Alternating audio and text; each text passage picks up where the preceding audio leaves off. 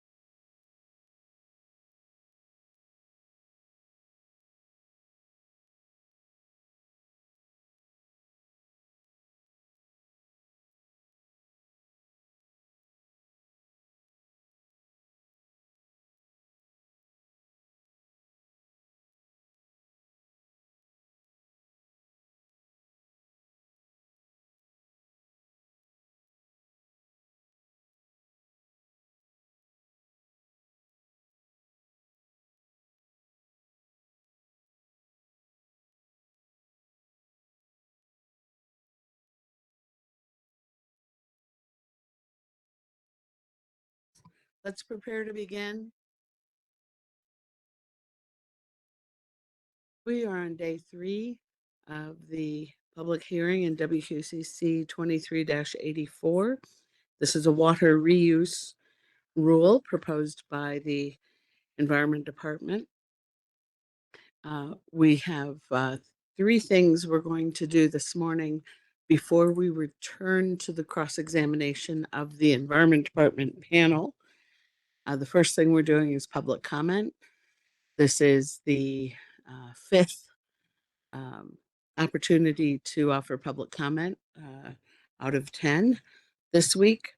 The next public comment session is at 1, and then we are at 9 and 1 tomorrow and Friday.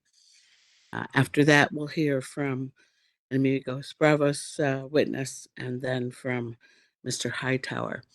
Right now, though, we're taking public comment. I will call on you just once, so please collect your thoughts. I will briefly swear you in. I will ask you to spell your name for the transcript. And then there is such a volume of public comment, I have to ask folks to stay within a 3-minute timeline. So the 2 names I have on the sign-in sheet is the first is Raven Alcott. Is Raven Alcott in the room or on the platform? Yes. Terrific. Do you swear or affirm to tell the truth? Yes. And if you would spell your name for the transcript. Raven, Raven, and then Alcott, Alcott. Thank you. I'll start your 3 minutes now. Great. Thank you. Good morning, everyone. So like I just said, my name is Raven Alcott. I'm from the Pueblo of San Ildefonso and a member of Youth United for Climate Crisis Action, also known as YUCCA. I'm speaking today to call on you to reject the proposal regarding the reuse of toxic wastewater referred to as produced water for projects outside the scope of the oil and gas industry. The water reuse rule is pillared on rhetoric of responsible water management, but there's nothing responsible, ethical, or empirically sound about permitting toxic wastewater beyond oil and gas fields where it has the potential to harm, pollute, and destroy ecosystems and communities. In my tribal community, water is among the most sacred elements and entities. Historically and recently, our community's water bodies and local water systems have been constantly under attack by threats of toxic pollutants and waste from a nuclear colony. Unsurprisingly, this history and experience is not ours alone.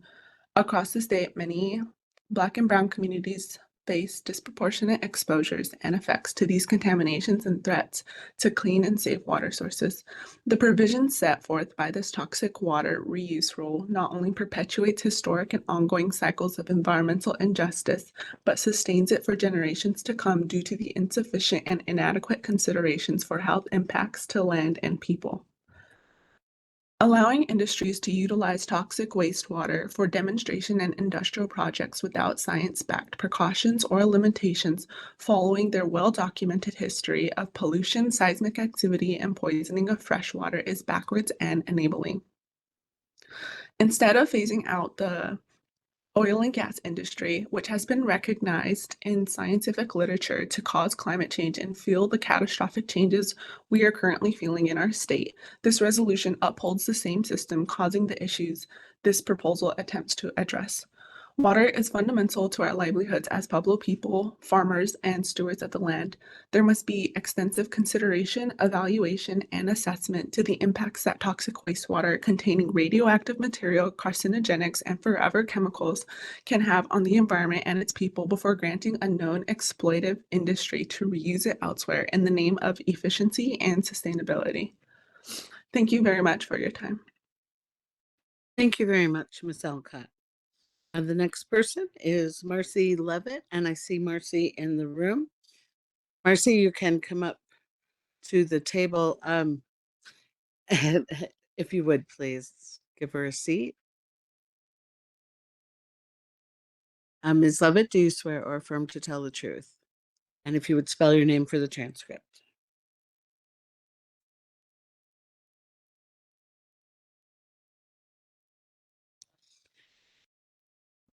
I was going to point to you as an excellent example of what to do if you have more than 3 minutes of public comment, which a lot of folks do. Marcy's put her comment in writing. Thank you. Go ahead. My name is Marcy Levitt. For more than 20 years, I worked for the Environment Department as a staff scientist, chief of the Ground and Surface Water Quality Bureaus, and director of the Water and Waste Management Division. I've been involved in numerous rulemakings regarding the Water Quality Control Commission regulations, and I've also overseen many hundreds of discharge permits, certification of federal permits, and numerous contamination and spill cleanups. After I left the Environment Department, I worked for 6 years for the U.S. Army Corps of Engineers as the Clean Water Act Section 404 regulatory chief for New Mexico and West Texas. I support the Environment Department's proposal in 20.6.8400 to explicitly prohibit all discharges of untreated and treated produced water. Produced water contains known contaminants as well as other chemicals that are undisclosed under the guise of being trade secrets. Without sound data on the type and concentration of contaminants in each distinct produced water waste stream and the efficacy of treatment technologies, effective water quality standards cannot be promulgated. Until effective water quality standards are in place, such discharges must be prohibited. The current rules do not give the department the authority to deny a permit and prohibit, Furthermore, the current Water Quality Control Commission regulations do not give the department the authority to blanketly deny permits for a certain sector, even if it is clear in advance that the discharges from that sector pose a risk to water quality. In the case of produced water, without any explicit prohibition, any discharge permit application submitted to the department would have to undergo processing, which takes resources from other important activities. If it is known in advance that produced water discharges cannot be permitted because of the issues I just mentioned, then it is better to prohibit those discharges explicitly until such time that effective water quality standards are in place and all other blanket concerns can be addressed. I also support the requirements in 20.6.8400B regarding requirements for demonstration projects. This section of the proposal requires financial assurance, spill prevention, and safe transportation plans. Based on my experience overseeing industrial and other projects, spills often happen despite the efforts to control discharges. Therefore, I support rules that require every produced water demonstration project and industrial project to include, at a minimum, plans for safe transportation of treated and untreated produced water, spill prevention and containment plans, and robust financial assurance that would cover full cleanup costs for any spill or other contamination incident. I also support the provisions of 20.6.8400B8, which limit final disposition of untreated and treated produced water used in demonstration projects to oil and gas injection wells, surface management facilities, or permanent pits approved pursuant to the OCD regulations. Until effective water quality standards are in place, produced water must be treated as any other oil and gas waste stream. I believe that the department's proposed requirement for notice regarding produced water demonstration projects is prudent and necessary. Requiring notice of demonstration projects will allow the department to remain abreast of important new information that could accelerate the development of water quality standards for produced water. Additionally, as with any rule, there can be differing interpretations regarding regulatory language requiring notice of new discharges. Explicitly requiring notices of intent for produced water demonstration projects levels the playing field for all entities, which is something industry has strongly favored in other rulemakings. Please wrap up. Thank you for your consideration of these comments. Thank you very Good timing.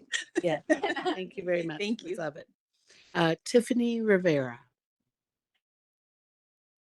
Good morning. Can you hear me? Yes, thank you.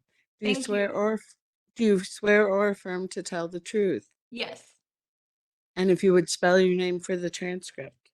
Tiffany Rivera, Tiffany, Rivera, Rivera. Thank you. I'll start your 3 minutes now. Thank you. Good morning. My name is Tiffany Rivera, and I am the Director of Government Affairs for New Mexico Farm and Livestock Bureau. New Mexico Farm and Livestock Bureau is New Mexico's largest and oldest agriculture advocacy organization. Our mission is to promote and protect agriculture in the great state of New Mexico. New Mexico's agricultural producers understand that water is the lifeblood to protecting crops and raising livestock, and this can prove challenging in a dry and arid state like New Mexico. New Mexico Farm and Livestock Bureau supports research and development of produced water and other sources of viable wastewater for irrigation, domestic, or industrial uses. We appreciate all of the hard work that the Produced Water Consortium and the New Mexico Environment Department have dedicated to the issue of produced water and the potential for its reuse. Agricultural land is a producer's most valuable asset and directly contributes to the viability of the operation and personal livelihood. While we view the use of produced water as a potential tool to assist in overcoming our continued challenges with water availability, we also understand the importance of establishing a framework that will allow for the use and safe use of produced water in New Mexico, particularly on agricultural products, while protecting the land. In reviewing the ground and surface water protection supplemental requirements for water reuse proposed rule, New Mexico Farm and Livestock Bureau generally supports the spirit of this rule, but we do have a few concerns with some key terms that are going to directly impact our sector. Terms defined within the rule of interest to my membership include agricultural application, flood irrigation application, food crop application, and livestock application. At this point, it seems premature for the New Mexico Environment Department to seek comment on terms that are not actively utilized within the text of the proposed rule, as we simply cannot analyze or predict in what context these terms will be used. We respectfully request that these terms be omitted from the proposed rule language at this time and reincorporated at a future time with complementary text, which we can then fully analyze. In closing, I would like to reiterate that New Mexico Farm and Livestock Bureau supports research and development of produced water and other sources of viable wastewater, again, for irrigation, domestic, and industrial uses, and appreciates all the work that has gone into this effort. I thank you for the opportunity to comment, and I thank the Environment Department for their work on this issue. Thank you, Ms. Rivera. I can't always do a sweep of folks who haven't reached out to Pam, but I can this morning. Is there anyone in the room who would like to offer public comment at this time? Oh, terrific. Terrific. Come on up.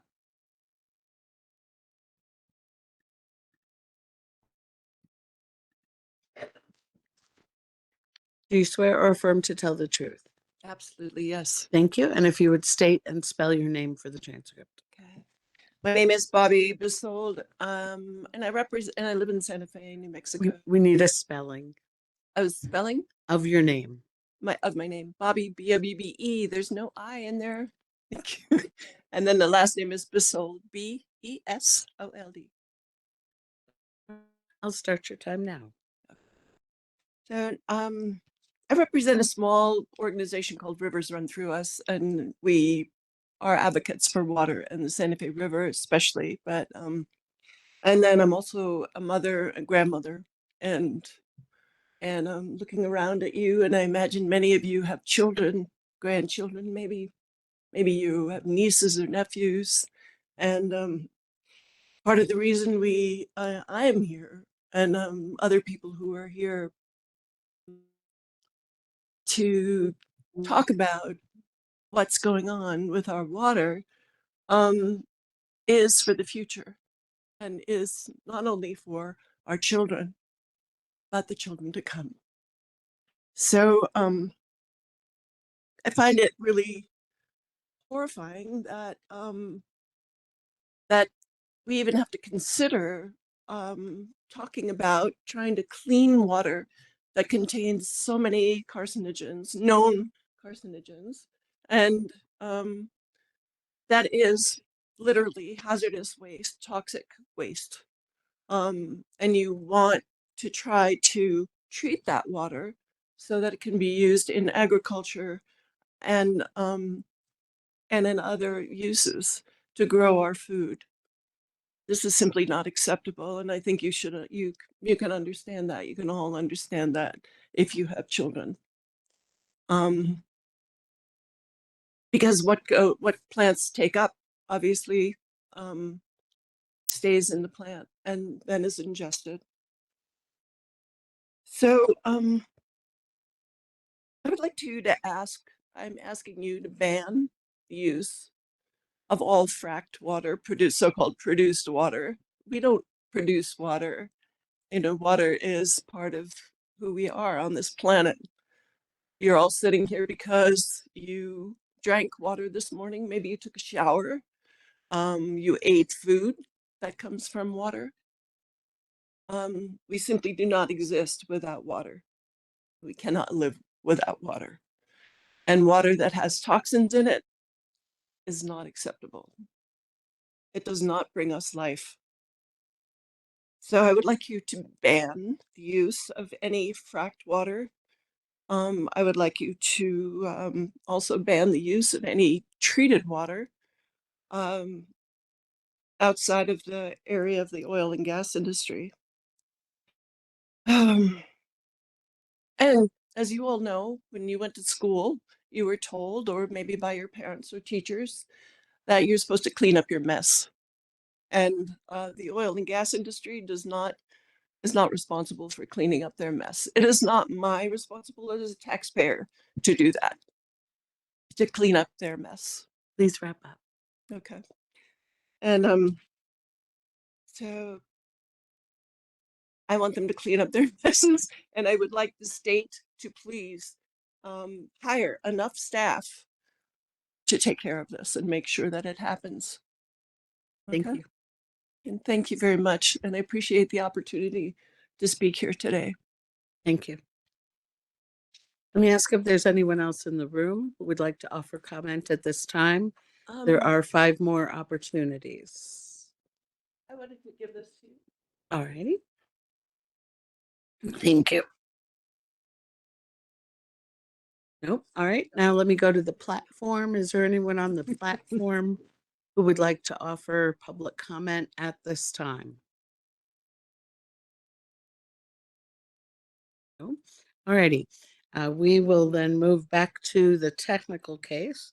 And our first order of business this morning in the technical case is to hear from Amigos Bravos and Sierra Club's witness. Ms. Fox, if you would, please.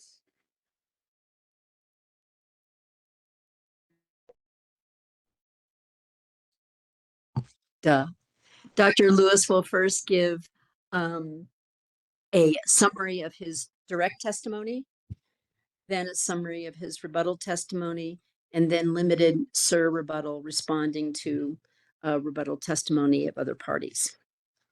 Thank you. Would you please raise your right hand? Do you swear or affirm to tell the truth? I do. Thank you. Please state your name. My name is Christopher Lewis. What is your current employment?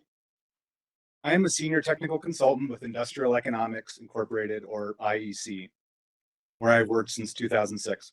In my role, I assist with clients on matters related to natural resource damage assessment, risk assessment, economic and policy analysis, ecosystem services, and scientific data collection, management, and interpretation. What is your educational background? I have a Bachelor of Arts in Biology with a minor in Spanish from Middlebury College, and both a Master of Science and a Doctor of Science in Environmental Health, both concentrating in environmental science and engineering from the Harvard University School of Public Health. Please briefly describe your work background and work you've undertaken in New Mexico. At IEC, I've worked on many projects throughout the US and to a limited degree internationally. This has included work for federal, state, and tribal clients, including the US Environmental Protection Agency, the Department of Interior Fish and Wildlife Service, the National Oceanic and Atmospheric Administration, Department of Energy, the Bureau of Ocean Energy Management, and many state and tribal environmental agencies and offices of attorneys general. My work has ranged from providing policy analysis and decision-making support to litigation support, and from applied fieldwork to desk-based research and modeling, typically at the intersection of environmental science, policy, and economics. For example, my work for EPA has included policy analysis, managing peer reviews, conducting literature reviews, and developing guidance documents. This has included helping EPA develop guidance related to soil cleanup approaches at Superfund sites, as well as assessment of human health risks associated with polychlorinated biphenyls, or PCBs. I've also done a significant amount of work in the context of assessing harms from hazardous substance and petroleum releases to surface and groundwaters across the country. In New Mexico since 2010, I have also served as the lead environmental scientist for the Department of Energy on the natural resource damage assessment at Los Alamos National Laboratory. I've also worked on behalf of the New Mexico Office of the Natural Resources Trustee and the Navajo Nation to assess damages, evaluate environmental restoration, and review and provide comment on EPA risk assessment documents. Is an accurate copy of your curriculum vitae attached as Amigos Bravos Sierra Club Exhibit 3? Yes. And Dr. Lewis, you supplied direct and rebuttal testimony on behalf of Amigos Bravos and Sierra Club in this matter. Yes. Is that testimony accurate to the best of your knowledge, and do you adopt that testimony today? Yes. In broad terms, what opinions will you provide in this testimony? I will provide opinions on the environmental risks associated with discharge of produced water to surface water and groundwater, and our inability to characterize the risks of unknown contaminants in produced water or known contaminants lacking hazard information. My opinions support NMED's proposed prohibition on the discharge of untreated and treated produced water to surface and groundwater. Based on the hazards and risks associated with discharge of untreated and treated produced water, the treatment technologies available, and the lack of information on the precise constituents in produced water and the human health and ecological toxicity of many constituents of produced water, in my opinion, a prohibition on the discharge of treated and untreated produced water to ground and surface water is prudent and warranted in order to protect human health and the environment. What is an environmental risk assessment? Environmental risk assessment is an analytical process to characterize the nature and magnitude of potential adverse effects of hazards on human health or the environment. A hazard is a physical, chemical, or biological stressor, such as heat, the element mercury, or a virus. Risk assessment typically involves 4 steps: hazard identification, dose response evaluation, exposure assessment, and then risk characterization. Putting these steps together in a risk assessment results in an overall evaluation of the likelihood of adverse effects given the known hazards of the stressor and the extent to which a human or ecological receptor is or is potentially exposed to it. How are hazards established? So hazards may be established in a variety of ways, including through lab-based toxicity testing, epidemiological studies, and toxicological screening assays. In environmental risk assessment, we typically think about risk being based on the concentration of a hazardous stressor in the environment, dose response information about how increasing concentrations cause increasing adverse effects, and the extent to which a human or ecological receptor comes into contact or might be expected to come into contact with relevant concentrations in the environment. And please describe your work experience with particular attention to your work related to environmental risk assessment. So I received formal training in environmental risk assessment in graduate school. This included courses such as risk assessment, regulatory toxicology, environmental risk management, as well as courses on properties of environmental contaminants and epidemiology. As a consultant at IEC, I've worked for EPA to conduct research and develop internal memoranda related to risk assessment, as well as risk assessment guidance documents, and managed peer reviews of regulatory risk assessments conducted by EPA. I've worked for Health Canada to conduct literature reviews related to the risks of environmental stressors. And as part of my work for clients on natural resource damage assessment matters, I regularly review and rely on information generated as part of environmental risk assessments. As noted, this has included reviewing and providing comment on site-specific human and ecological risk assessment documents. To prepare your direct testimony, what sources did you review?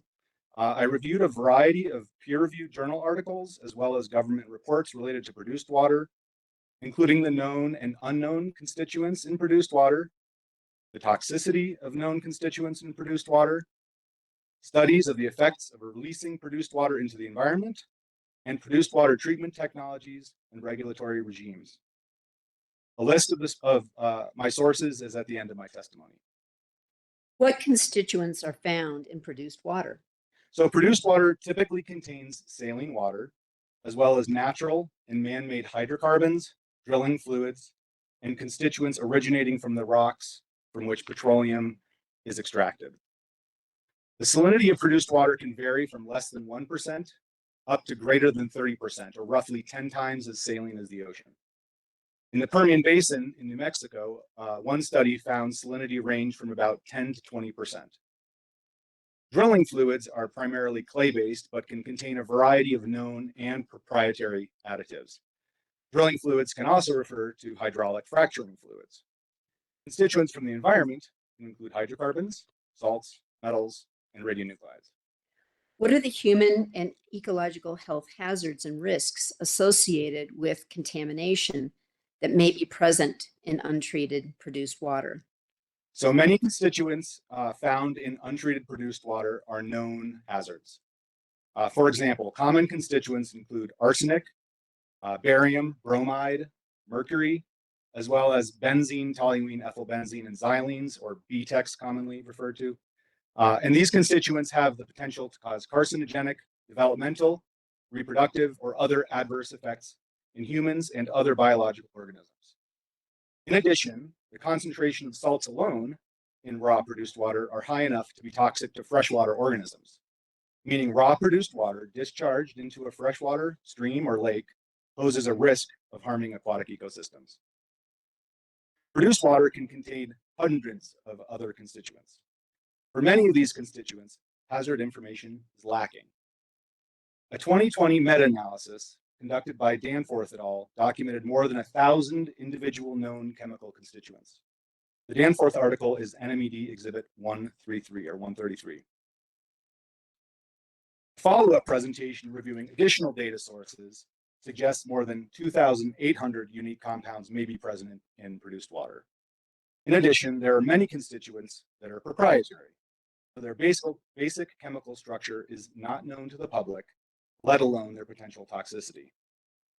An EPA study identified 692 unique ingredients in hydraulic fracturing fluids, 11% of which were designated as confidential business information. It's also possible that new chemicals are created during the drilling and operation of oil and gas wells through chemical transformation of known and unknown constituents in produced water. Academic and government studies have shown the concentrations of known chemical constituents in produced water can vary greatly. For example, barium and strontium concentrations in produced water based on USGS data ranged from less than 10 micrograms per liter to more than 10 grams per liter. The high end of that range is 1,000,000 times higher than the low end. So then, in assessing environmental risks associated, is assessing environmental risk associated with produced water difficult? Yes, it is very difficult because there is no single standard makeup of produced water. The very nature of its highly variable constituents mean that produced water from one well may pose a significantly different risk than produced water from another well. Nonetheless, researchers have aimed to tackle this question. Investigations of the composition of produced water indicate that metals concentrations can be orders of magnitude above EPA acute and chronic criteria for the protection of aquatic life. And pH can range from 3.4 to 10.1, which is well outside the range of natural freshwaters. Those metals concentrations and extreme pH values would be expected to cause toxicity to biological organisms living in freshwater systems. Another recent meta-analysis found concentrations observed in produced water of benzene were 860 milligrams per liter, while EPA's standard for aquatic life is just 5.3 milligrams per liter. And the federal maximum contaminant level is 0.005 milligrams per liter. The same analysis found maximum concentrations of toluene in produced water of 16,800 milligrams per liter, while EPA's standard for aquatic life is just 17.5 milligrams per liter, and the federal maximum contaminant level is 1 milligram per liter. These observed concentrations are multiple orders of magnitude higher than these EPA standards. Further, benzene is carcinogenic, and its maximum contaminant level maximum contaminant level goal is 0. Since there is no threshold for effects of carcinogenic compounds. This means any exposure to this contaminant is expected to increase the risk of cancer. Is there peer-reviewed literature evaluating the toxicity of the chemicals in produced water? Yes. So the Danforth et al. Meta-analysis that I mentioned earlier, that I cite and that NMED cites, is one of the most recent and comprehensive evaluations of the relative toxicity of the chemicals of produced water. That study found that 1,198 chemicals were identified as present in produced water. Out of those, only 167 had corresponding toxicity information available. Of those 167, a list of 23 chemicals was highlighted as being of particular toxicological concern based on their maximum observed concentration in produced water and toxicological information on the lower bound effects thresholds.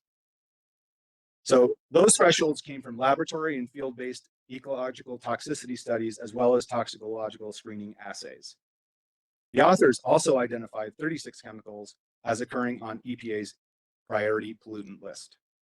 This means that out of only the small fraction of produced water constituents about which we know something of their potential hazards and concentrations, dozens would be expected to pose a risk to human or environmental receptors if those receptors were exposed to produced water. So researchers have also published studies of the direct toxicity of produced water constituents or of produced water itself to ecological receptors. For example, a 2020 review by Folkerts et al. First identified specific adverse toxicological effects to aquatic organisms caused by individual produced water constituents, including those salts, metals, and organics, such as polycyclic aromatic hydrocarbons, at concentrations that were observed in produced waters. The authors then synthesized studies of the toxicity of produced water tested directly on aquatic organisms, of the toxicity of laboratory-generated reconstituted produced water containing mixtures of some of the known constituents of produced water.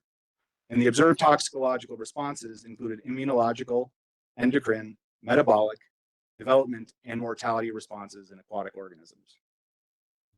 Finally, a recent study of Permian Basin produced water taken from near Carlsbad, funded by the New Mexico Water Resources Research Institute, showed that even diluted and treated produced water induced toxicity in three toxicity screening assays. The 2020 paper in the Journal of Science of the Total Environment, titled Toxicological Characterization of Produced Water in the Permian Basin, is cited in my direct testimony. The principal author is Dr. Lei Hu, whom you've heard from previously in the hearings earlier. Dr. Hu's background and testimony are quite impressive. That study highlighted that salinity was the primary driver of toxicity, but that organic constituents may play a role in the observed toxicity. And it also raised the possibility that produced water constituents may cause synergistic toxicity. So based on these studies, we know that specific known constituents in produced water, as well as the raw produced water itself, may pose a risk to human health and the environment. What technologies are being used to treat produced water? So different technologies are effective at removing different contaminants from water. For example, chemicals can be added to water to react with contaminants and cause them to precipitate out of solution. Bioreactors can address high levels of organic carbon. Carbon filtration can be used to filter out hydrophobic organic contaminants, and irradiation with ultraviolet light can also be used to remove bacteria. So given the wide variety of contaminants in produced water, in fact, multiple treatment technologies have been documented to address different needs, and different treatment technologies generally can be organized based on the classes of contaminants that they're meant to target. So although many traditional approaches can remove upwards of 80, 90, or even 95% of oil, grease, suspended solids, and metals, the reality is that most approaches are not 100% effective at removing even targeted contaminants, may not address non-targeted contaminants, and are subject to failure. So one particular problem is the complete removal of aromatic compounds such as BTEX, which I mentioned before, which may not be completely removed in industrial water treatment settings. To ensure removal of the various constituents that may be present in produced water, a more thorough and complete understanding of what constituents are included in produced water needs to be developed. So treatment techniques targeting the specific contaminants may be employed. Further, multiple treatments in series may be necessary, and treatment-trained effluents should be tested to confirm removal. How effective are these technologies in treating produced water to meet water quality standards, such as drinking water standards or surface and groundwater standards? Okay, so under limited circumstances, dischargers have demonstrated success with treating produced water to meet specific permit requirements. For example, in Pennsylvania, Colorado, and Wyoming. However, I don't believe these few specific examples demonstrate that treatment of all types of produced water in a typical industrial setting would result in effluents that meet ground or surface water quality standards in New Mexico. For example, where discharge has been permitted, it has been limited to produced water from conventional oil and gas or coal bed methane wells, where hydraulic fracturing fluids have not been used. As stated, treatment trains would be needed in most cases to effectively treat variable contaminants that may be present in produced water. and treatment trains should be designed to address the specific suite of contaminants present in the produced water. Please describe the human and ecological health hazards and risks associated with contamination that may be present in treated produced water. So the same types of risks I discussed previously about untreated water are relevant to treated produced water. So treatment only reduces the concentrations of produced water constituents. It therefore may reduce the level of risk, but it doesn't necessarily eliminate that risk. So lingering risk stems from two key factors. First, we know that treatment does not equate to complete removal of a contaminant from a wastewater stream. This is particularly problematic from a risk perspective for hazards such as carcinogens that do not have a safe level of exposure, but it is also relevant to non-carcinogenic compounds because they may accumulate in the environment downstream of wastewater treatment facilities or may not be removed to below levels of concern. Second, treatment trains must be designed to address the specific suite of contaminants that are present. And even then, some contamination may still pass through the treatment process. Since we do not know the full suite of contaminants that may be present in produced water, it is possible, if not likely, that unknown hazards may be passing through treatment facilities. Now, this challenge that water treatment is not 100% effective, particularly against non-target compounds, is not unique to the petroleum industry. It was most strikingly shown by two USGS studies from the early 2000s, which first documented numerous pharmaceutical and personal care products in US streams and led to widespread public health concerns regarding the persistence of these chemicals in drinking water. These studies clearly demonstrated that measurable quantities of known hazards were passing through our wastewater and drinking water treatment facilities and into our surface waters.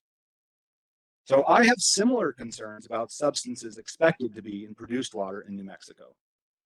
For example, radium is a known contaminant in produced water from New Mexico's Permian Basin. Studies of stream sediments in Pennsylvania near centralized waste treatment facilities demonstrated that even with treatment, managed wastewater from oil and gas facilities led to increased radium at the facility outfalls and downstream of the outfalls relative to upstream. So contaminants that pass through wastewater treatment facilities therefore still may pose a risk to any exposed human or ecological receptors that come into contact with the wastewater treatment facility discharges. If wastewater receiving streams or aquifers are hydrologically connected to or subsequently use themselves as a source of drinking water, any contaminants that subsequently pass through the drinking water treatment process may then pose a risk to the public consuming that water. Please describe the uncertainty associated with human and ecological health risks associated with unknown constituents that may be present in treated and untreated produced water, or with constituents, or with known constituents, but for which information on their potential human and ecological toxicity is lacking. So I discussed those four steps of risk assessment earlier, and risk characterization is the final step in risk assessment. And most of what I've discussed relates to the characterizable risks associated with untreated and treated produced water. And the first three steps of the risk assessment, that hazard identification and dose response evaluation and exposure assessment, all are predicated on existing scientific studies into the nature, toxicity, and behavior of specific known stressors. However, EPA's risk characterization handbook states that, quote, risk characterization is not only about science. It is also about making clear that science doesn't tell us certain things and that policy choices must be made, end quote. Therefore, uncharacterizable risks must be considered. Two considerable sources of uncertainty when it comes to the risks of produced water stem from, number one, the unknown constituents, and number two, the lack of toxicological information available for many of the known constituents. So of the 1,198 chemicals identified as being present in produced water based on the Danforth et al. Analysis, only 290 or 24% can be identified using standard analytical methods. Further, Most of these constituents have not been evaluated to determine whether they are hazardous or not. 56% of the known chemicals in produced water had no corresponding toxicity data available. Without information on whether a contaminant is present in produced water, or without information about whether a contaminant is a hazard, risk cannot be assessed at all. Dr. Lewis, you're familiar with the department's proposed rule at 20.6.8 NMAC in its first amended petition. Yes. What is your understanding of that proposal? So NMED proposes to prohibit discharge of treated and untreated produced water to surface and groundwater in the state. NMED also proposes to authorize, quote, demonstration projects or industrial projects, unquote, that will not discharge to surface or groundwater. Any person who wants to engage in such a project must submit a notice of intent to NMED, providing certain information and meeting certain conditions to carry out the project. Based on the human and ecological health risks of treated and untreated produced water and current technologies for treating produced water, do you support a prohibition against the discharge of treated and untreated produced water to surface and groundwater in New Mexico? Based on my understanding of the hazards and the potential risks associated with ambient discharge of untreated or treated produced water, technologies available for treating produced water, and the basic lack of information on what constituents that are in produced water and on the known toxicity of many produced water constituents. In my professional opinion, a prohibition on discharge of treated and untreated produced water to ground and surface water is prudent and warranted in order to protect human health and the environment. Thank you for your direct testimony, Dr. Lewis. We will now move to his rebuttal testimony. All right, and Ms. Fox, we have a new court reporter today. This is Teresa Dubois. And we're going to be kind to her by just reminding all witnesses who are reading from a text for part or all of their testimony that the natural impulse is to speed up when you read. And so we're just going to slow down. All right, I'll slow it down on the rebuttal. I apologize. Thank you.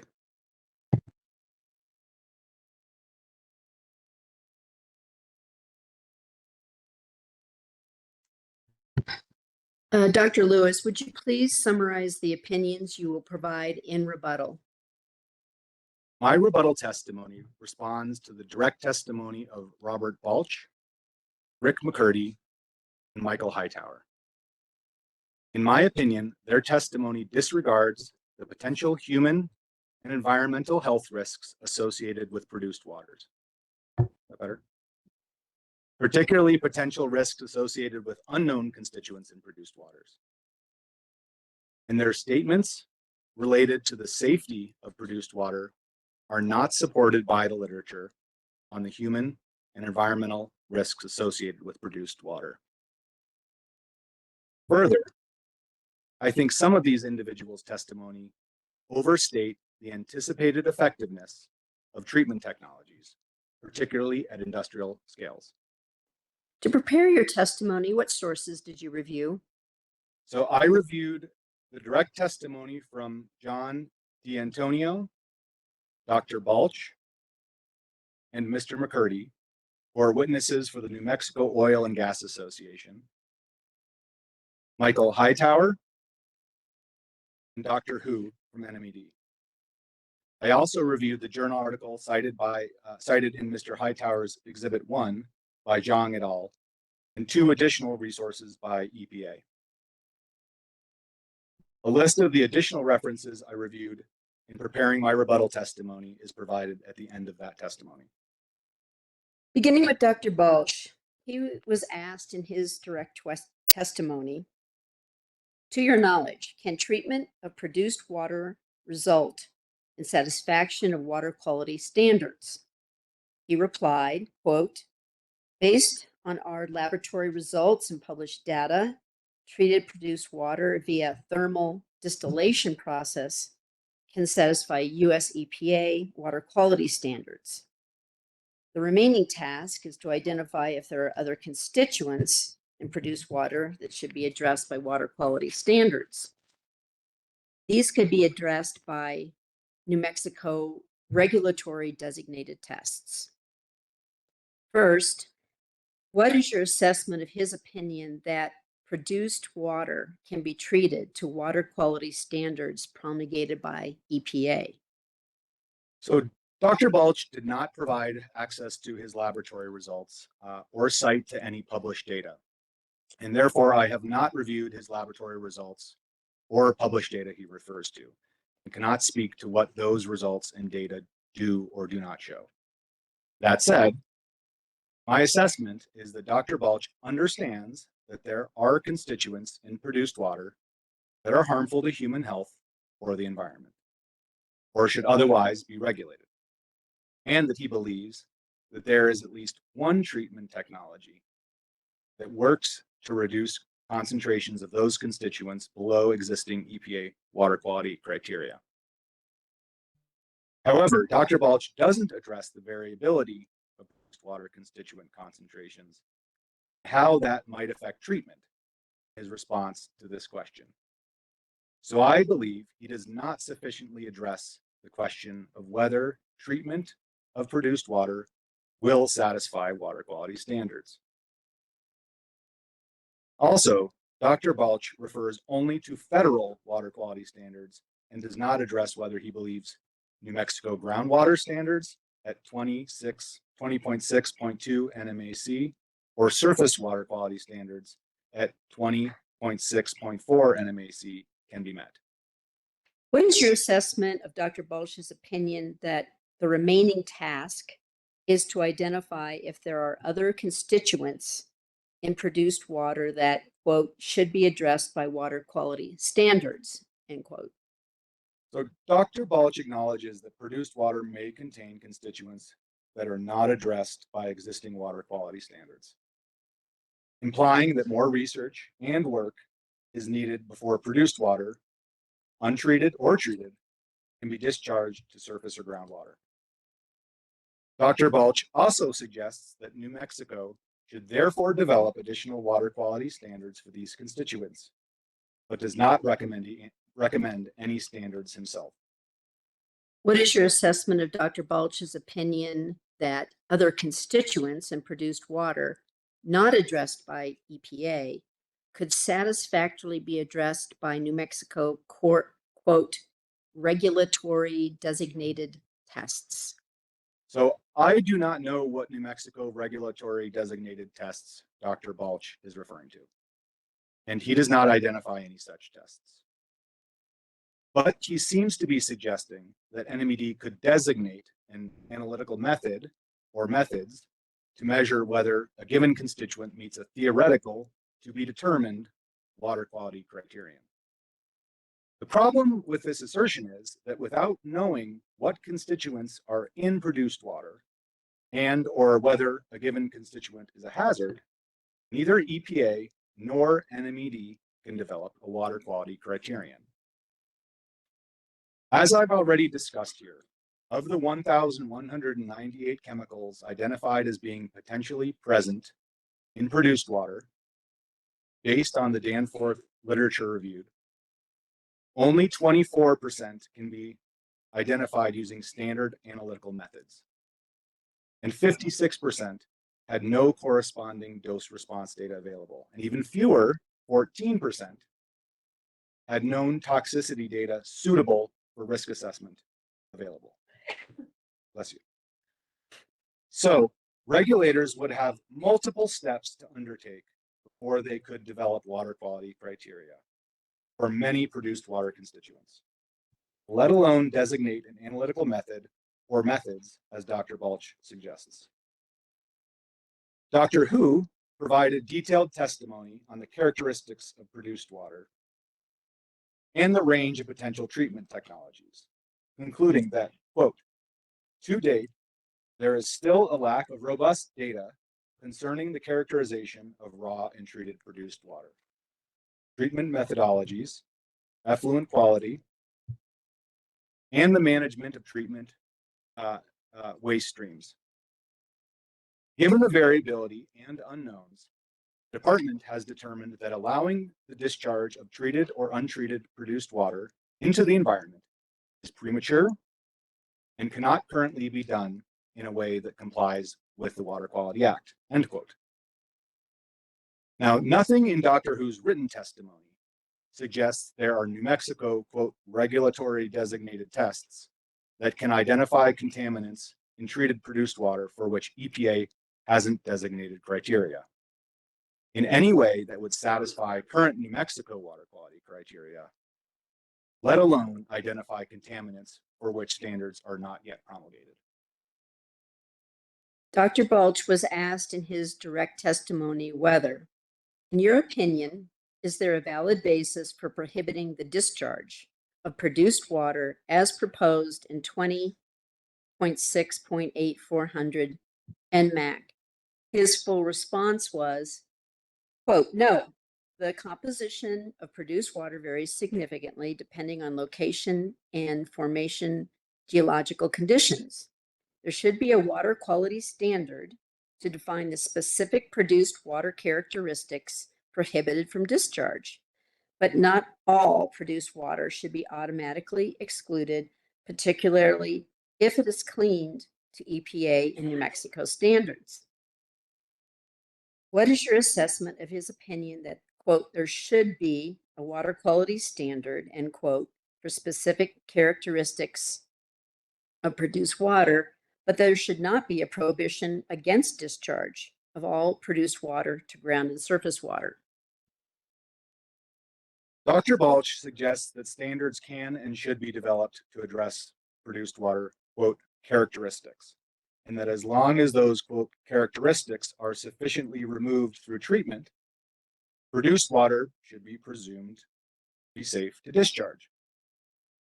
This statement ignores a key factor the Commission is required to consider under the Water Quality Act when making regulations, and that is, quote, the character and degree of injury to or interference with health, welfare, environment, and property, end quote.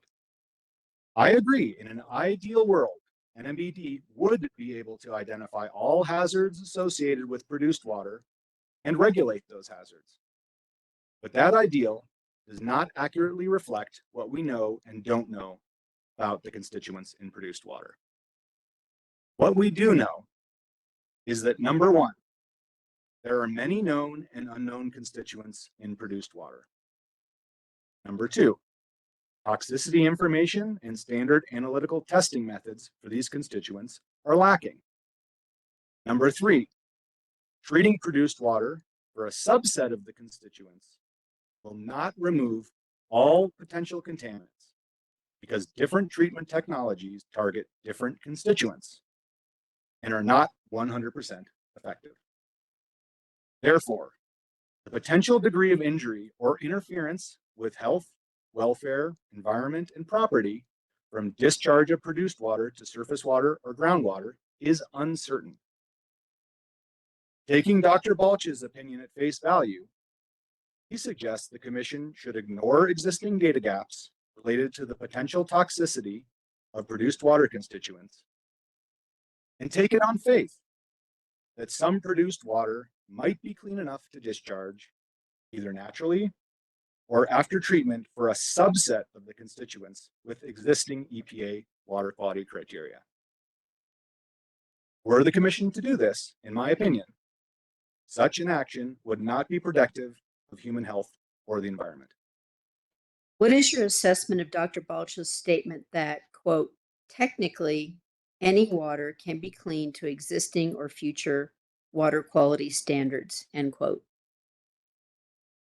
So in a theoretical abstraction, appropriate water quality standards and tests, as well as treatment methods, could be developed in the future.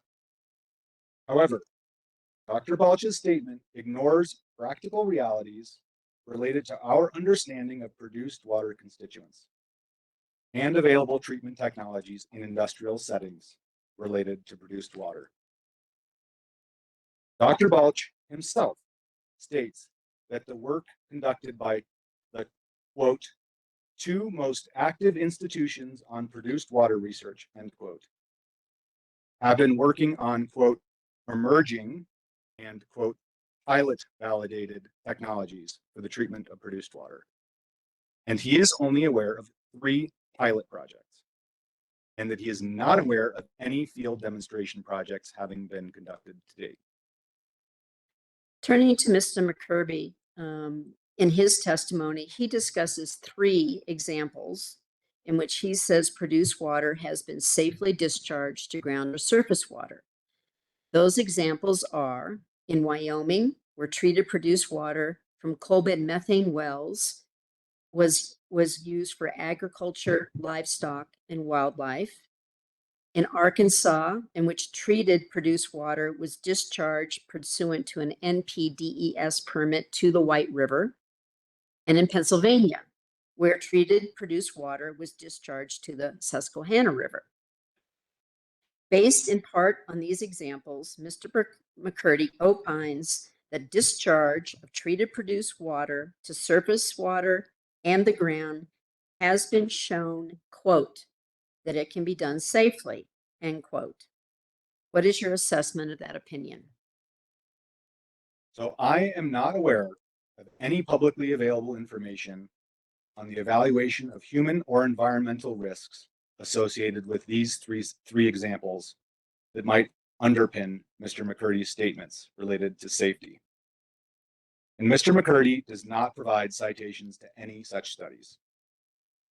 Further, I don't believe examples of cases of discharge where produced water has been treated to meet permit requirements, has been allowed by another state regulatory agency, or has simply been done before demonstrate that treatment of produced water in a typical industrial setting would be considered safe.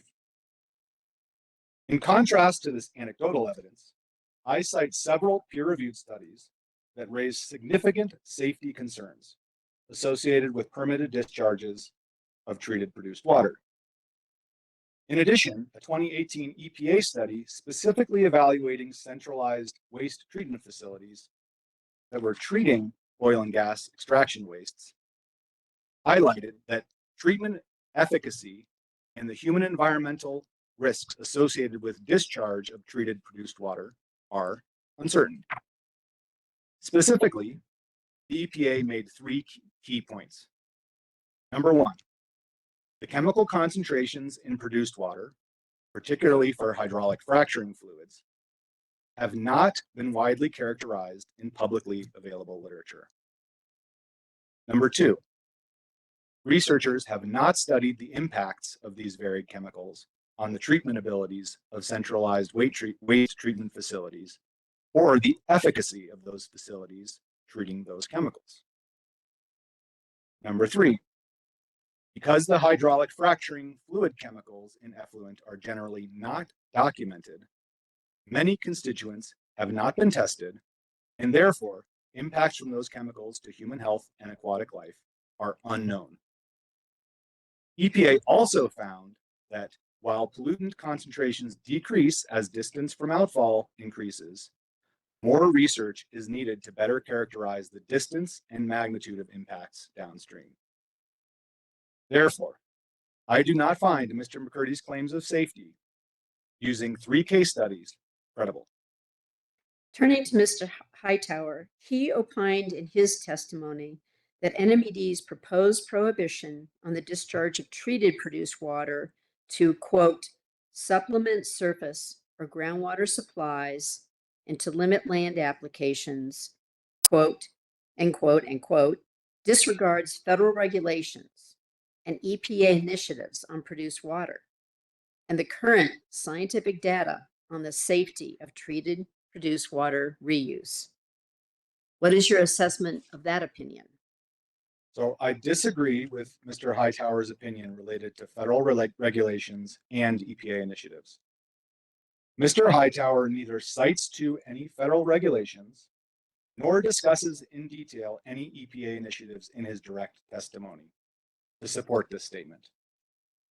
And while his supplementary materials in his Exhibit 1 discuss existing federal regulations and EPA's National Water Reuse Action Plan, they make no mention of how NMED's proposed regulations are inconsistent with them. Also, Although EPA has undertaken studies related to the potential treatment and reuse of produced water, I am not aware of any specific EPA recommendations related to how states should or should not regulate produced water. EPA's 2020 report titled, quote, Summary of Input on Oil and Gas Extraction Wastewater Management Practices under the Clean Water Act, end quote, shows that EPA has not reached any decisions regarding treating produced water as a waste or a resource, and acknowledges that there is substantial disagreement and concern among stakeholders. So regarding Mr. Hightower's assertions related to the current scientific data on the safety of produced water, I also disagree. As I noted previously, Mr. Hightower highlights 3 case studies and notes produced waters have been discharged previously in 3 other states, which he claims, quote, overwhelmingly show that produced water can be used safely. But the fact that produced waters have been discharged before in other states does not demonstrate that discharge of produced water, either untreated or treated, in a typical industrial setting would be considered safe. Further, I want to touch on the case studies themselves. So the first 2 studies cited by Mr. Hightower appear to relate to the use of treated produced water for agricultural purposes. Since Mr. Hightower does not provide references to these studies, I was unable to review them and can offer no opinion on them. However, since they do not appear to focus on the discharge of produced water to surface or groundwater, it is also possible, if not likely, that they do not address the potential risks to and through surface water and groundwater. Mr. Hightower claims that the third project, described as a pilot project to, quote, supplement water supplies for the Pecos River, end quote, and, quote, showed that treated produced water was of a better quality than the Pecos River, end quote. Now, Mr. Hightower does not discuss at all how, quote, better quality was defined. But supplemental materials provided by Mr. Hightower in his Exhibit 1 describe data from the study by Zhang et al. So that 2022 study, titled Characterization of Produced Water and Surrounding Surface Water in the Permian Basin, and published in the Journal of Hazardous Materials, was cited in my references in my direct testimony and is NMED Exhibit 140. So the supplemental materials and the Zhang et al. Study describe results from an analysis of 46 produced water samples from 5 locations and 10 Pecos River water samples from 1 location. A total of 309 analytes were analyzed in these samples, 91 of which were detected in the produced water samples, and 67 of which were detected in the Pecos River water samples. Notably, there was not consistent overlap between the compounds identified in the produced water and in the river. For example, only 6 organic compounds were detected in the Pecos River water, whereas 28 organic compounds were detected in the produced water samples. So the study also specifically notes that, quote, one of the barriers to use treated produced water as an alternative water source is the lack of comprehensive chemical characterization of produced water quality. Although the goal of that study was to further the goal of characterization, it is a clear step forward along that path. Both the supplemental materials in Hightower Exhibit 1 and the Zhang et al. Paper discuss the measurement of tentatively identified compounds, or TICs. Now, Zhang et al. Describe a TIC as a compound that, quote, can be detected by the analysis method, but its identity cannot be confirmed without further identification, end quote. The authors then go on to say, to improve hazard and risk assessment and reduce concern for reuse of treated produced water, an effort should be made to identify the compounds of concern within this unresolved fraction. Mr. Hightower's supplementary materials do not address the human or environmental health risks of these compounds, other than to say that the concentration of TICs in the produced water samples tested were 100 times lower than the concentrations of common organic constituents. However, these common organic constituents were present at concentrations ranging from 12 milligrams per liter up to 130 milligrams per liter, while TICs were found at concentrations ranging from 280 to 1,000 micrograms per liter. Document then claims, without evidence, that since treatment technologies can decrease contaminant levels broadly by orders of magnitude, TICs would similarly be reduced in concentration. Now, as with the direct testimony provided by Dr. Balch, the implication of this claim is that NMED and the Commission not need to worry about these unknown contaminants in produced water. In my opinion, such statements are not rooted in scientific fact or any assessment of the actual or potential risks associated with exposures to produced water constituents.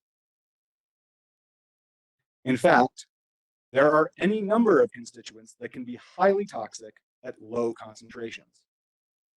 As a case in point, Zhang et al. Also measured concentrations of 34 per and polyfluorinated substances, or PFAS, compounds. They measured them in one sample, one produced water sample, and one Pecos River water sample. Now, while the actual results were equivocal because the PFAS compounds were found in the produced water sample, the river water sample, and the blank, which suggested potential cross-contamination of the samples, the author's choice to conduct this analysis speaks volumes. PFAS are now ubiquitous in the environment and have recently been the subject of EPA regulations that have been controversial due to the magnitude of potential societal costs associated with their cleanup. Furthermore, there are thousands of PFAS compounds, only a small fraction of which have approved analytical methods for their detection. And EPA has only managed to regulate a small subset of them. In fact, EPA's moves to regulate PFAS were justified using public health and environmental protection concerns raised by the governor of New Mexico.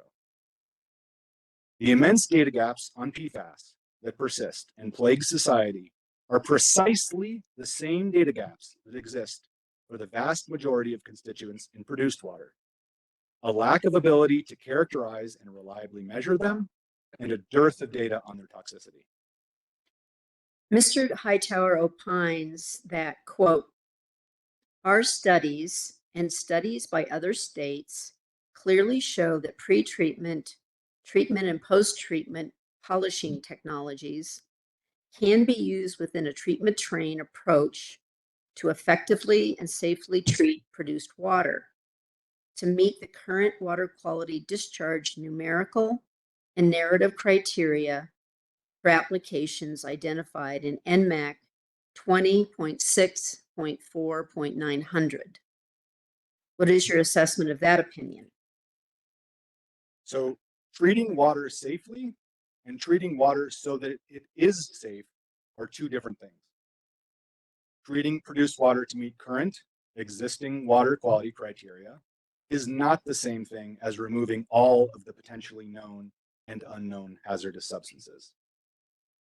The fact that toxicity information, let alone water quality criteria, do not exist for a significant portion of the compounds identified in produced water means that the potential risks to human health and the environment posed by discharged produced water are unknown. With regard to Mr. Hightower's statements about the efficacy of treatment technologies, Mr. Hightower, again, does not cite directly to any specific publicly available studies. So, although I have reviewed some publicly available literature from the researchers from the New Mexico Produced Water Research Consortium, I cannot opine on the specific scientific merits of any of the studies referred to in Mr. Hightower's direct testimony or supplementary materials. However, even presuming Mr. Hightower's assertions were true, that multiple treatment trains may successfully reduce produced water constituent concentrations sufficiently to meet New Mexico water quality criteria. Mr. Hightower makes no claims regarding his study's ability to show that treatment results in concentrations that would meet groundwater standards or address constituents for which standards have not been promulgated.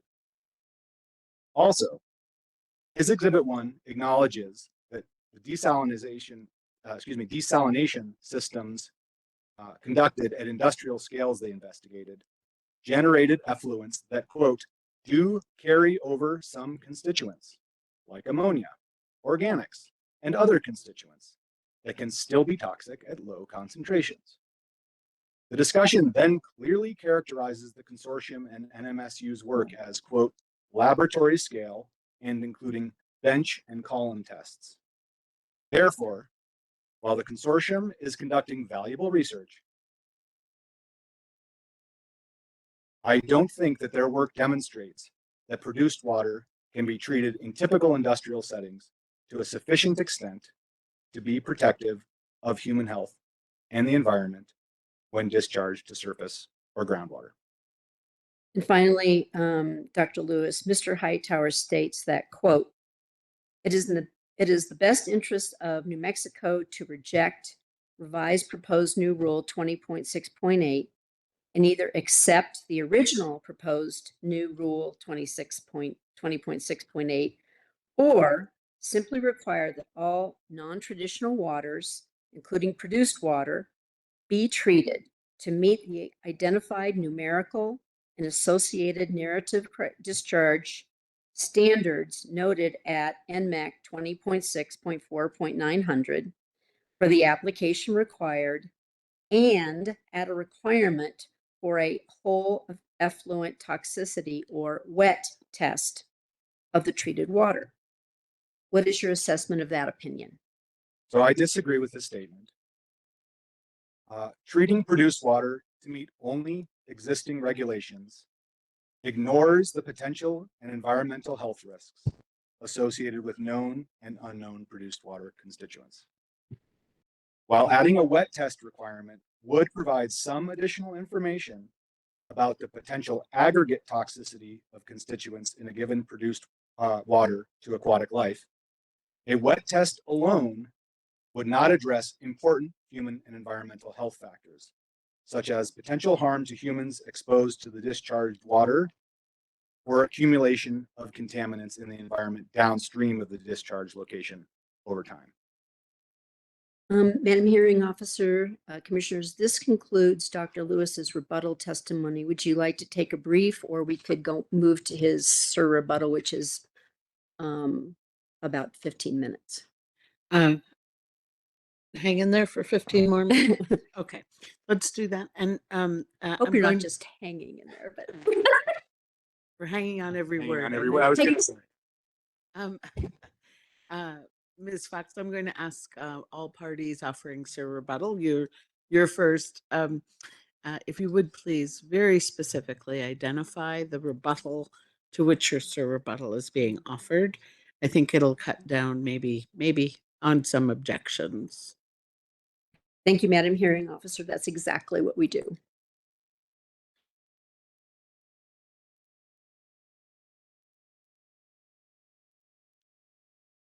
Dr. Lewis, to prepare this Sir rebuttal, what materials did you review?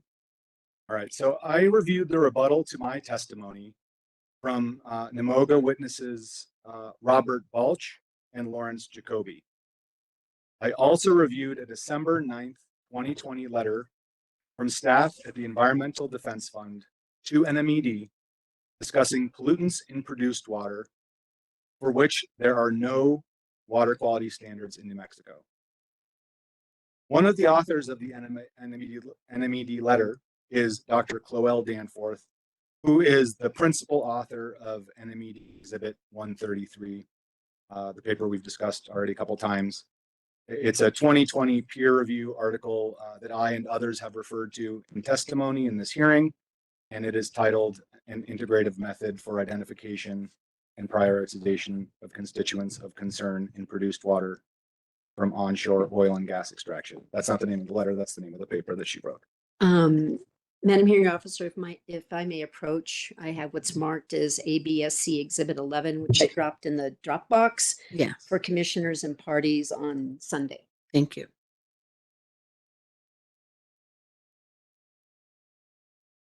We do, while you're passing that out, we do have a few commissioners on the platform.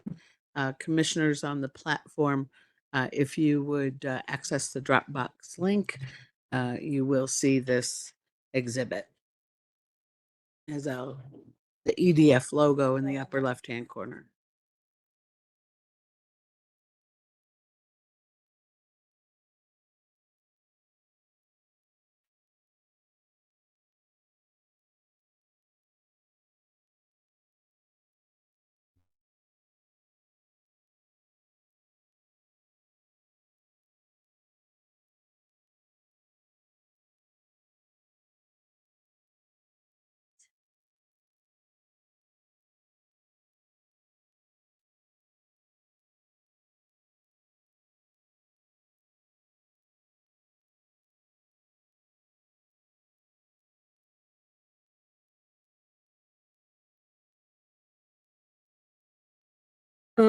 Dr. Lewis is the December 9th, 2020 letter by Danforth et al. Marked as ABSC Exhibit 11. Yes. Turning first to the rebuttal testimony of Dr. Balch, which is NMOGA Exhibit 10.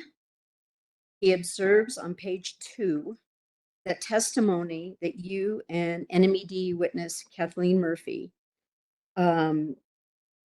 testimony about the variability in quality of produced water.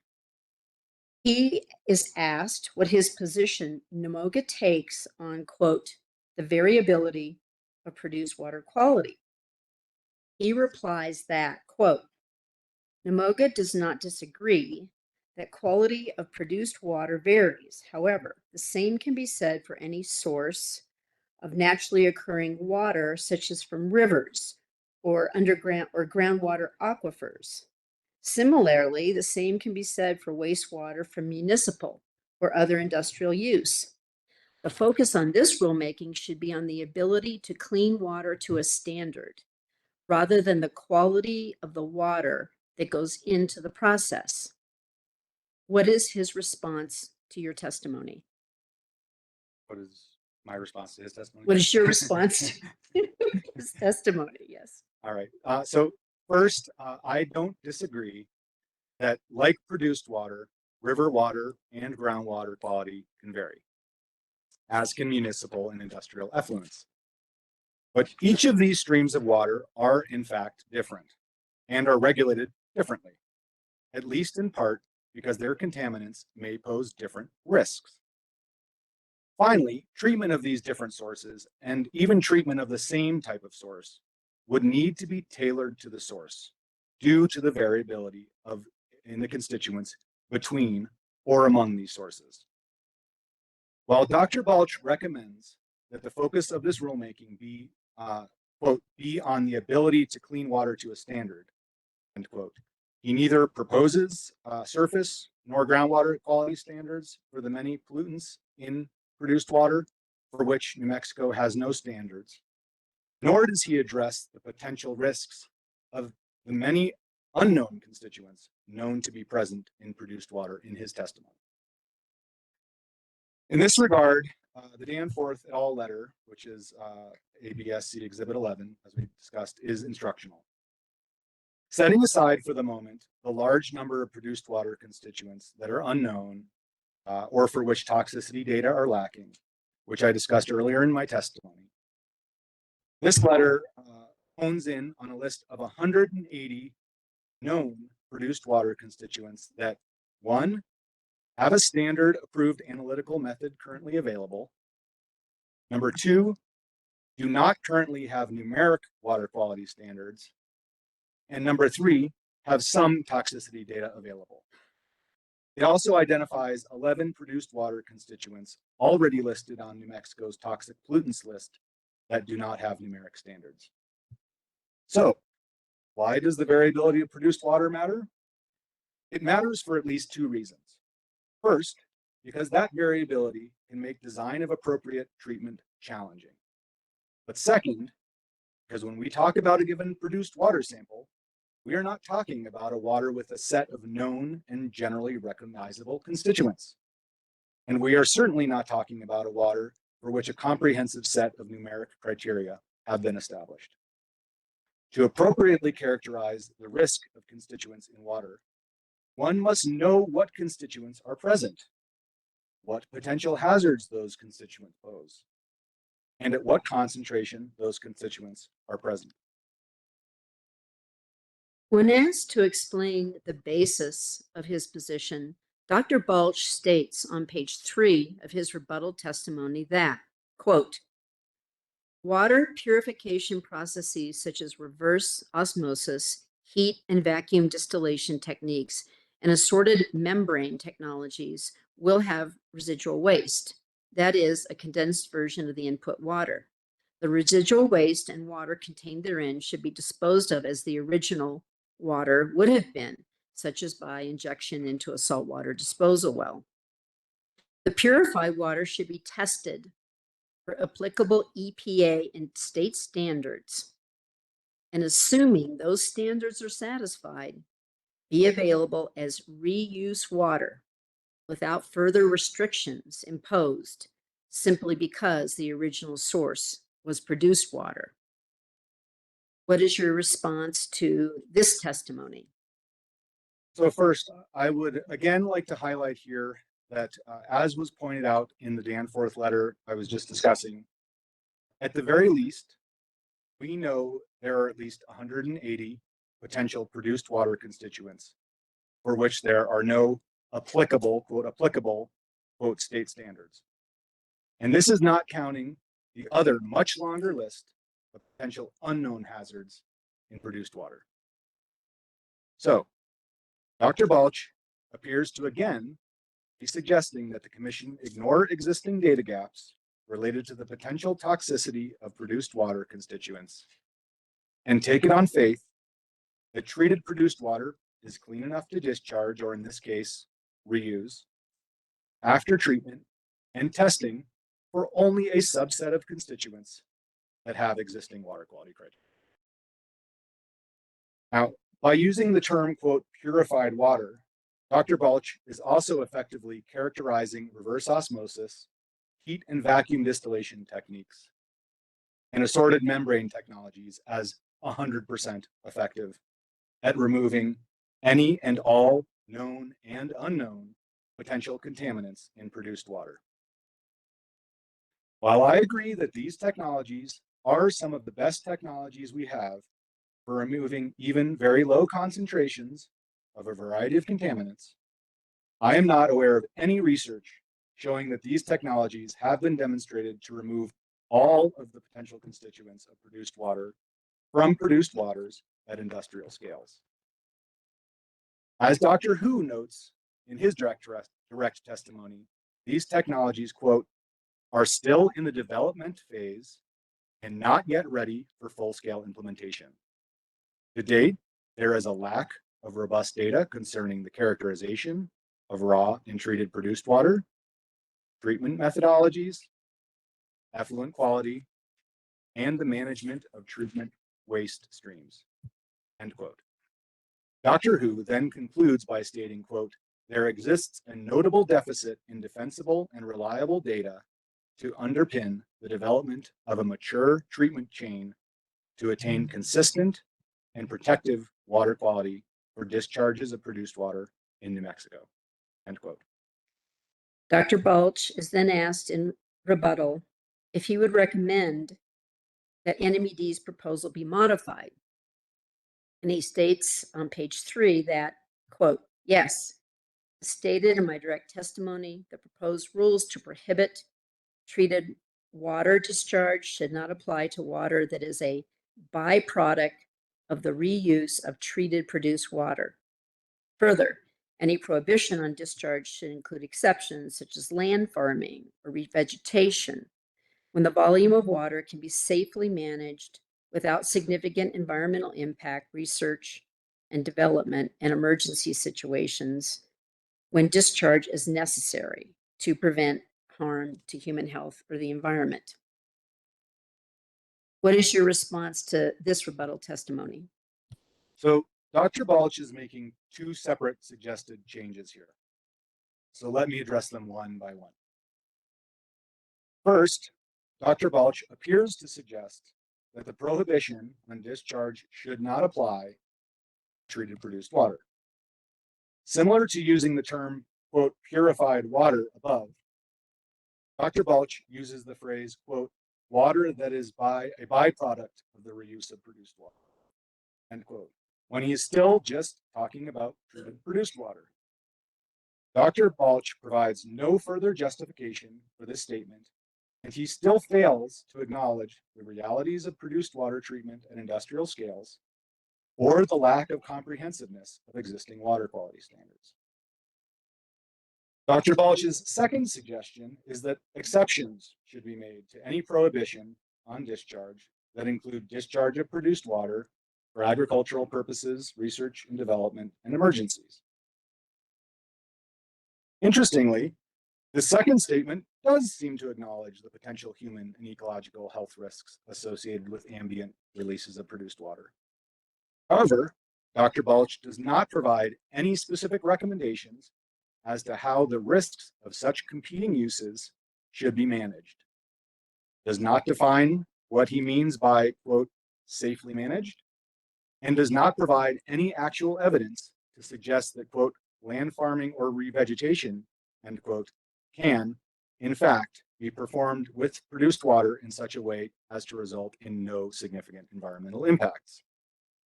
So ultimately, in my view, Dr. Balch's suggestions do not sufficiently respond to my concerns related to the potential human and ecological risks that would be posed by the discharge of untreated or treated produced water to surface or groundwater. Dr. Balch further testifies in rebuttal that, quote, a blanket prohibition on the discharge of treated water based on the source of that treated water is not based on science related to treatment technologies, end quote. What is your response to this rebuttal testimony? I do not follow Dr. Balch's logic. Treatment technologies are specifically designed to target specific source waters. So, the source of a given wastewater stream has direct bearing on which treatment technologies are used. The wastewater and the treatment technology go hand in hand. To understand how effective a treatment technology is, one has to know something about what hazard or hazards are in the source water to begin with, and how effectively those hazards are removed by the treatment. If you lack data on the source water, because that source water either contains constituents that are not in the public domain or constituents for which the toxicity is unknown, then you cannot assess the efficacy of the treatment technology.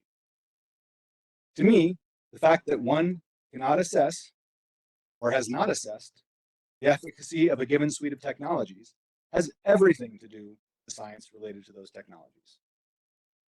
On page 4 of his rebuttal, Dr. Balch, in an analogy on the reuse of produced water to the recycling of water by astronauts in international space stations, compares, quote, respiration, sweating, and urination, end quote, to produce water, observing that those liquids also contain known and unknown pollutants that can be treated. Is this an appropriate comparison, Dr. Lewis, based on the risks to human health and the environment? In my opinion, no. I don't think this is an appropriate comparison. Dr. Balch is making an analogy between the human body and a petroleum reservoir to which large quantities of industrial chemicals are being added. While there certainly may be low levels of toxic compounds circulating in space station waste streams, astronauts are not systematically and intentionally putting known toxic compounds into their bodies.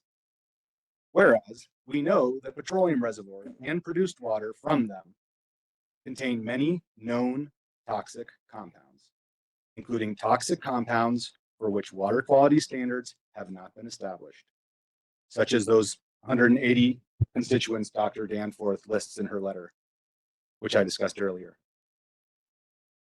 Further, the concentrations of most known hazardous substances in produced water are orders of magnitude higher than what they would be in human breath, sweat, or urine.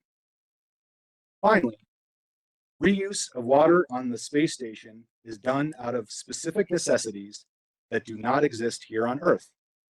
And the participating astronauts have knowingly assumed significant risks by volunteering to go into space and live aboard spacecrafts, inclusive of any risks associated with the water reuse practices employed. On page 5 of his rebuttal, Dr. Balch says he reviewed your testimony and Ms. Murphy's testimony on the efficacy of treatment technologies for produced water, and that your testimony, quote, does not relate to purification, but rather removal of solids, certain metals, and reactive compounds and organics. Purification is a step beyond that, where the water is further treated by filtration or distillation to create two streams of water, a clean water stream and a waste stream, which is a more condensed version of the input water, end quote.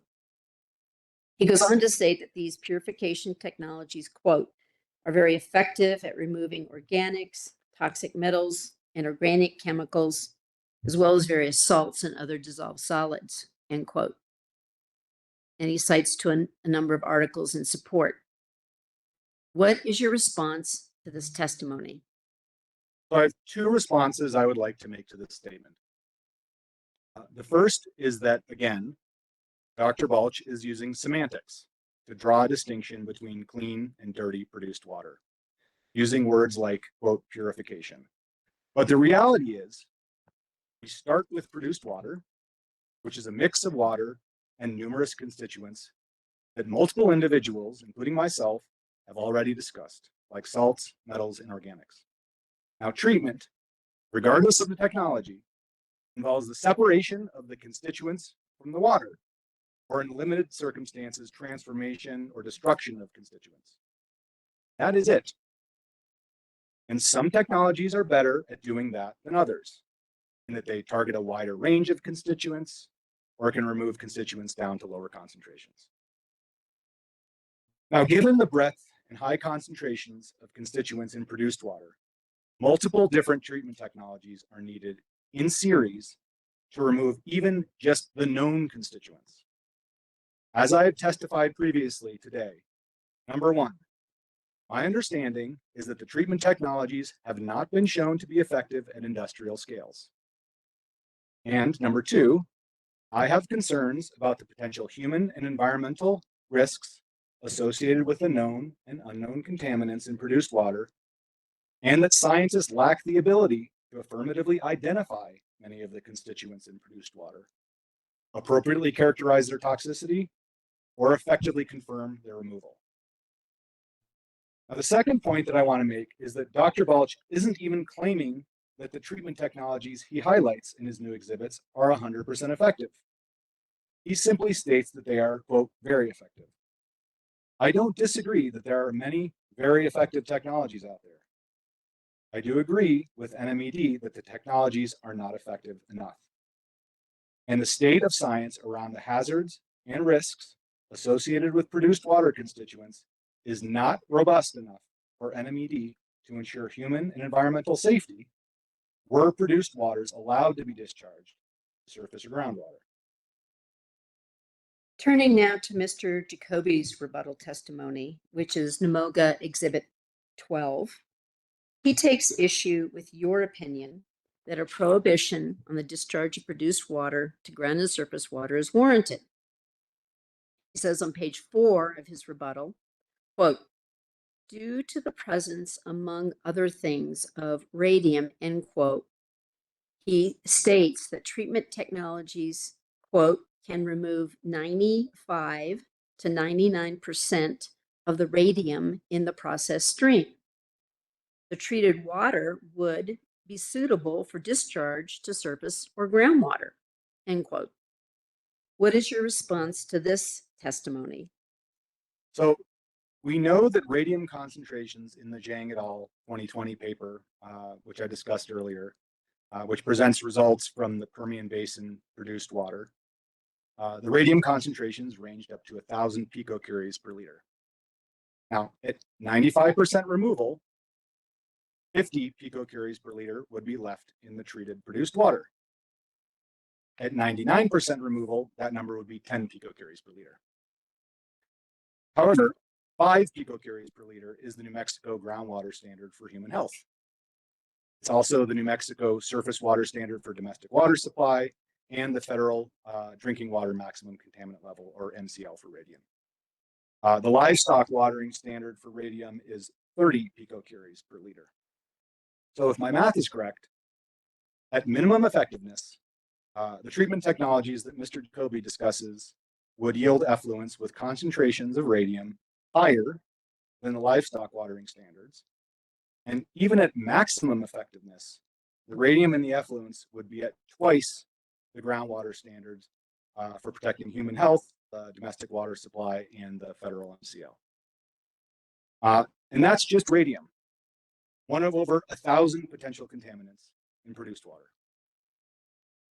Mr. Jacoby concludes by stating on pages 6 to 7 of his testimony that, quote, NMED should amend their proposed rule to allow the discharge of produced water to surface water or groundwater following treatment that decreases the naturally occurring radioactive material in the produced water to permissible levels for discharge. What is your response to that testimony? So I do not believe Mr. Jacoby's statement adequately reflects the potential human and ecological health risks associated with the discharge of produced water to surface or groundwater. While radioactive materials in produced water are indeed a concern, they are just a small subset of the known hazardous constituents in produced water. To reiterate what I stated a moment ago, the Danforth letter I referred to earlier identified at least 180 known produced water constituents with known hazard information for which there are no water quality standards in New Mexico. And as I stated previously, there are also many unknown constituents and still more constituents, the hazards of which are not fully known, that are present in produced water. So Mr. Jacoby's assertion that produced water discharged to surface or groundwater should be allowed as long as radioactive materials are below discharge requirements ignores the potential human and ecological risks associated with all the other potential known and unknown hazardous constituents of produced water. Madam Hearing Officer, Commissioner, this concludes Dr. Lewis's testimony. He stands for cross-examination, and I move for admission of ABSC Exhibits 3, which is his CV, 4, his direct testimony, 9, his indirect testimony, and Exhibit 11 that we presented today. All right, thank you, Ms. Fox. I'll pause for a moment in the event any party has an objection to the admission of Exhibits 3, 4, 9, or 11. Okay, hearing none, they're admitted. Thank you. We do need a break.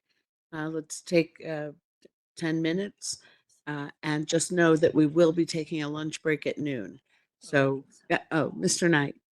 Madam Hearing Officer, will we be having questions from the board before cross-examination? Yes, yes, just the way it's set out in the pre-hearing order and the way we proceeded yesterday. The commissioners appreciate the opportunity to ask their questions first. So thank you. 10 minutes.